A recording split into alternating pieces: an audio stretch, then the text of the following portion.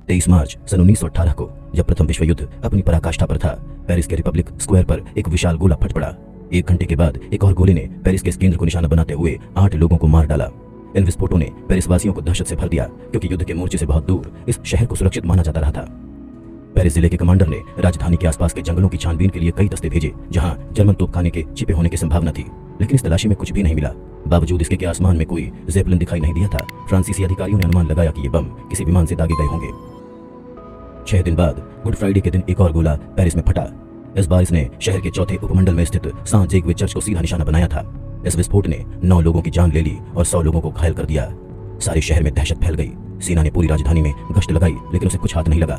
वैसे भी कभी किसी ने नहीं सुना था कि कोई तोप इतनी ज्यादा दूरी से पेरिस पर वार कर सकती है। अखबारों ने इतनी दूर से बम बरसाने वाले इस दैत्य की तुलना उस तोप से की जिसका वर्णन लेखक ज़्यूल वेग्न ने अपनी पुस्तक from the earth to the moon में किया था।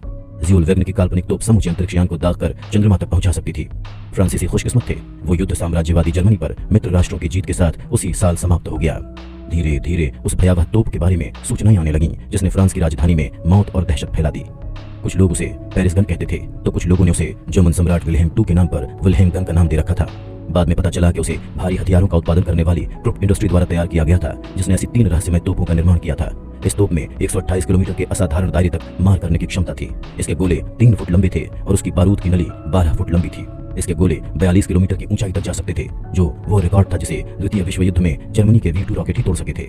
क्रुप ने ये 3 तोपें अत्यंत गोपनीय ढंग से तैयार की थी। इन तोपों को विशेष ट्रेनों की मदद से खींचा जाता था, जो लगभग हर दिन एक मोर्चे से दूसरे मोर्चे तक जाया करती थी। हर तोप के साथ 80 तोपची हुआ करते थे, जिन्हें किसी से भी बात करने की मनाही थी। इन हथियारों को पूरी तरह से गोपनीय बनाए रखना अनिवार्य था। जब युद्ध अपने अंत के करीब पहुंच गया था, तो इन महातोपों की पैंतरेबाजी की क्षमताएं तेजी के साथ नष्ट होती गई थीं। ब्रिटिश विमानों ने इन विशाल तोपों को ढूंढ निकाला, उन्हें उनकी पटरियों पर खदेड़ा और उन पर लगातार बमबारी की। फ्रांसीसियों ने भी उन पर मोर्चों के करीब से गोलीबारी की, लेकिन इनमें से कोई भी हमले कामयाब नहीं रहे। एकमात्र वो तोप बेअसर हुई थी जो गोले दागते समय फट पड़ी थी। 5 सैनिक मारे गए थे, बाकी 2 युद्ध के अंत में गायब हो गई थीं। उनका क्या हुआ, ये आज भी रहस्य बना हुआ है। हो सकता है उनके कलपुर्जों को अलग करके उन्हें नष्ट कर दिया गया हो, या किसी गहरी गुफा या किसी परित्यक्त खंडक में छिपा दिया गया हो।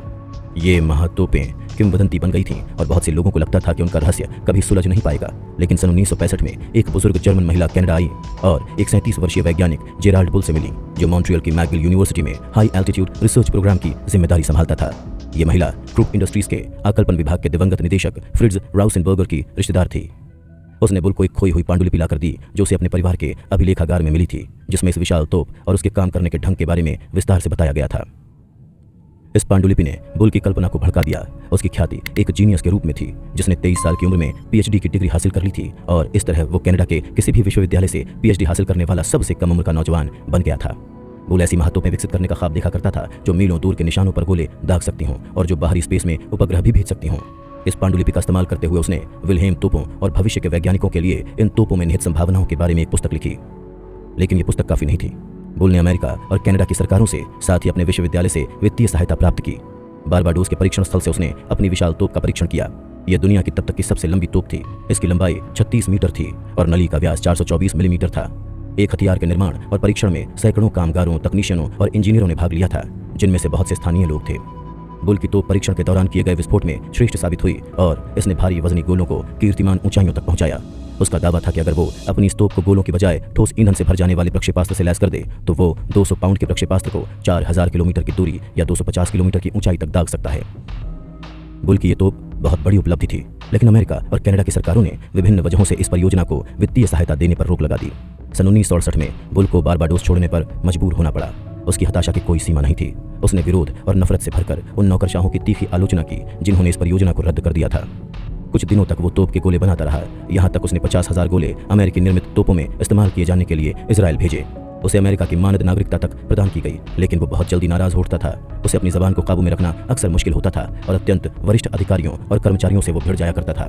बारबाडोस की टेस्ट रेंज को बंद कर दिए जाने की वजह से उसने जो अपमान महसूस किया था, वो उसके दिल में सुलगता रहता था और अपनी विशाल तोपों का निर्माण जारी रखने के लिए वो कभी कुछ भी करने को तैयार था। वो उसकी खपत बन चुकी थी और कोई भी चीज उसे रोक नहीं सकती थी। पहले उसने GC-45 तोप का निर्माण किया, उसके अपने समय की सबसे ज्यादा उन्नत तोप, जो 40 किलोमीटर तक मार कर सकती थी। बुल इस तोप को उस किसी भी व्यक्ति को बेच देता था जो उसे खरीदने को इच्छुक होता था। बावजूद इसके कि संयुक्त राष्ट्र ने दक्षिण अफ्रीका को हथियारों की बिक्री पर रोक लगा रखी थी, बुल ने अपनी ये तोपें उसकी सेना को बेच दी, जिसे पड़ोसी देश अंगोला से युद्ध के लिए उनकी जरूरत थी। बुल ने दक्षिण अफ्रीका को उसके अधिकार क्षेत्र में इन तोपों के निर्माण का लाइसेंस भी बेच दिया। कुछ लोगों का कहना है कि बुल की इस गैर कानूनी गतिविधि के लिए CIA का गुप्त समर्थन मिला हुआ था, लेकिन जैसे ही ये मामला सार्वजनिक हुआ, बुल के CIA के दोस्त काफूर हो गए और वो अकेला पड़ गया। उसे हथियारों का गैर कानूनी कारोबार करने वाले मानवद्रोही बेरहम व्यक्ति होने के आरोपों का सामना करना पड़ा। उसे मजबूर होकर अमेरिका लौटना पड़ा, जहां एक दुखद आश्चर्य उसका इंतजार कर रहा था। अमेरिका की एक अदालत ने उसे हथियारों के गैर कानूनी व्यापार का दोषी पाया और 6 महीने की कैद की सजा सुना दी। जब वो जेल से रिहा होकर कनाडा लौटा तो वहां उस पर $55,000 का जुर्माना ठोक दिया गया। वो नाराज और कड़वाहट से भरकर बेल्जियम चला गया, जहां उसने यूनाइटेड गन पाउडर वर्क्स के साथ मिलकर एक नई कंपनी खोल ली। लेकिन जो धुन उस पर सवार थी, उसने उसका पीछा नहीं छोड़ा। उसने उस विशाल महातोप के निर्माण का ख्वाब देखना जारी रखा, जो ज़्यूल वेर्न की कल्पना को साकार कर सकती। गेटे के फाउस्ट की भांति वो अपने सपने को साकार करने की खातिर अपनी आत्मा शैतान को बेच देने के लिए तैयार था। सचमुच ही उसे वो शैतान मिल गया, अहंकार से उन्मुक्त इराक का तानाशाह सद्दाम हुसैन। 80 के दशक में इराक ईरान के खिलाफ बेरहम युद्ध लड़ रहा था। बुल ने इराक के लिए 200 GC-45 तोपें बेची। ऑस्ट्रिया में निर्मित ये तोपें पड़ोसी जॉर्डन के अकाबा बंदरगाह के रास्ते गैर कानूनी ढंग से इराक भेजी गई थीं, लेकिन ये तो महज शुरुआत थी। सद्दाम हुसैन भी बुल की ही तरह तभी से हताश था जब से इजराइल ने उसके तामुस परमाणु रिएक्टर को बम से उड़ाकर इराक के परमाणु शक्ति बनने के सपने को तहस नहस कर दिया था। उसे इस बात से बेहद ईर्ष्या थी कि इजराइल अंतरिक्ष में अपने उपग्रह भेजने की कगार पर था। बुल ने सद्दाम के सामने दुनिया की सबसे बड़ी और सबसे लंबी महातोप तैयार करने का प्रस्ताव रखा। बुल ने आश्वासन दिया कि इस तोप की मदद से सद्दाम अंतरिक्ष में उपग्रह भेज सकेंगे और 1000 किलोमीटर से ज्यादा दूर तक बम के गोले फेंक सकेंगे। सद्दाम को लगा कि वो इजराइल की आबादी के केंद्रों को निशाना बना सकेगा और इसलिए उसने बुल के प्रस्ताव को खुशी खुशी स्वीकार कर लिया। बुल ने अपनी इस योजना को प्रोजेक्ट बेबीलोन नाम दिया। बुल ने बेबीलोन के लिए योजना तैयार की। 150 मीटर लंबी तोप जिसका वजन 2100 टन होगा और जिसकी बारूद की नली का व्यास 1 मीटर होगा। लेकिन यह विशाल तोप निर्मित करने से पहले बुल ने परीक्षण के उद्देश्य से उसका एक छोटा नमूना तैयार करने का निश्चय किया। उसने इस छोटी तोप को बेबीलोन नाम दिया। भले ही ये बेबी अपने सारे पूर्ववर्तियों के मुकाबले में बड़ी थी, ये तोप 45 मीटर लंबी थी और सद्दाम के शस्त्रागार के कमांडर इसकी काबिलियत को देखकर अचंभित रह गए थे। लेकिन ये उस असल चीज के मुकाबले में कुछ भी नहीं थी जो इराक के रेगिस्तान से नमूदार हो रही थी। बुल ने इस दैत्याकार तोप को स्थापित करने के लिए एक ऊसर पहाड़ी का विकल्प चुनते हुए दुनिया की सबसे लंबी और तेज रफ्तार तोप के कलपुर्जों को एक उभरी हुई ढलान पर स्थापित किया। स्थान का चुनाव करने के बाद उसने तोप के पुर्जे के लिए यूरोप के विभिन्न इस्पात कारखानों के लिए आदेश भेज दिए। मुख्य हिस्सा तो उसका बैरल ही था, जिसे बुल फौलाद की बड़ी बड़ी नलियों का इस्तेमाल करते हुए खुद ही गढ़ना चाहता था। उसने इन नलियों के लिए इंग्लैंड, स्पेन, हॉलैंड और स्विट्जरलैंड में आदेश भेजे। ये आदेश तेल की एक लंबी पाइपलाइन के पुर्जों के बहाने भेजे गए थे। चूंकि इराक पर सामरिक महत्व की सामग्री के आयात पर सख्त अंतर्राष्ट्रीय प्रतिबंध लागू थे, इसीलिए ये आदेश एक बार फिर पड़ोसी राज्य जॉर्डन के नाम से भेजे गए थे। पाइप आने लगे। इस समूचे अभियान का सबसे विलक्षण पहलू ये था कि इन पाइपों के उत्पादन में लगे अधिकांश राज्य और कंपनियां इस बात को अच्छी तरह से समझते थे कि वो पाइप एक दैत्याकार घातक हथियार के हिस्सों के अलावा और कुछ भी नहीं थे। लेकिन उनके मानव द्रोह और लालच, साथ ही मध्य पूर्व में युद्धों को लेकर उनकी बेरुखी के चलते उन्हें ये सहयोग करने में कोई समस्या नहीं थी। इन विशाल पाइपों को निर्यात के लाइसेंस दे दिए गए। उन्हें मालवाही जहाजों पर लादकर रवाना कर दिया गया। उनमें से ज्यादातर बिना किसी कठिनाई के इराक पहुंच गए। तकनीशियनों और इंजीनियरों की बुल की निजी फौज ने पश्चिम की दिशा में इजराइल की ओर रुख करती तोप के विभिन्न हिस्सों को आपस में जोड़ना शुरू कर दिया। लेकिन बुल को अभी भी संतोष नहीं था। उसने इराकियों के लिए 240 तोपें भी तैयार की। अल मजनू और अल फाओ। अल मजनू को तुरंत ही इराक के शस्त्रागार में शामिल कर लिया गया। बुल सद्दाम के शस्त्रागार के स्कड प्रक्षेपास्त्रों को उन्नत रूप देने के लिए भी राजी हो गया और उसने उनके विस्फोटक हिस्सों में सुधार किया। उसने स्कड के दायरे और कार्यक्षमता को बढ़ा दिया। इन प्रक्षेपास्त्रों का उपयोग पहले खाड़ी युद्ध के दौरान इजराइल के खिलाफ होने जा रहा था। हालांकि यहां भी बुल ने एक हद को पार किया था। बुल के बेटे की गवाही के मुताबिक इजरायली गुप्तचरों ने बुल को उसकी खतरनाक गतिविधियों पर अंकुश लगाने की चेतावनी दी थी। बुल ने उसे सुनने से इनकार कर दिया। इजराइल इस वैज्ञानिक को रोकने की इच्छा रखने वाला अकेला देश नहीं था। CIA और M16 भी चिंतित थे। बुल के साथ ईरान का हिसाब भी चुकता नहीं हुआ था। ईरान इराक युद्ध के दौरान इराकियों ने उनके खिलाफ जेराल्ड बुल द्वारा निर्मित तोपों का इस्तेमाल किया था। जाहिर तौर पर बुल के पास दुश्मनों की कमी नहीं थी और उन्होंने उसकी परियोजना को खत्म करने का निश्चय कर रखा था। जब उसने चेतावनियों को नजरअंदाज कर दिया तो विदेशी गुप्तचरों ने अपनी गतिविधियां बढ़ा दी। सन 1990 की सर्दियों के दौरान ब्रसेल्स के अकल नामक इलाके में स्थित उसके अपार्टमेंट में कई बार अज्ञात व्यक्ति सेंध लगा चुके थे। वो वहां से कुछ नहीं ले गए थे। उन्होंने सिर्फ फर्नीचर को उलट पलट दिया था, अलमारियों और मेज की दराजों के सामान को बाहर गिरा दिया था और इस तरह से अपनी सेंधमारी के संकेत छोड़कर वो चले गए थे। ये बुल के लिए एक और चेतावनी थी। हम यहाँ हैं, हम जब चाहें तुम्हारे घर में घुस सकते हैं और इससे आगे भी कुछ भी कर सकते हैं। बुल ने एक बार फिर इन चेतावनियों को नजरअंदाज कर दिया। तोप के उपकरणों का एक के बाद एक आना और इराक की उजाड़ पहाड़ी पर उनका जमावड़ा जारी रहा।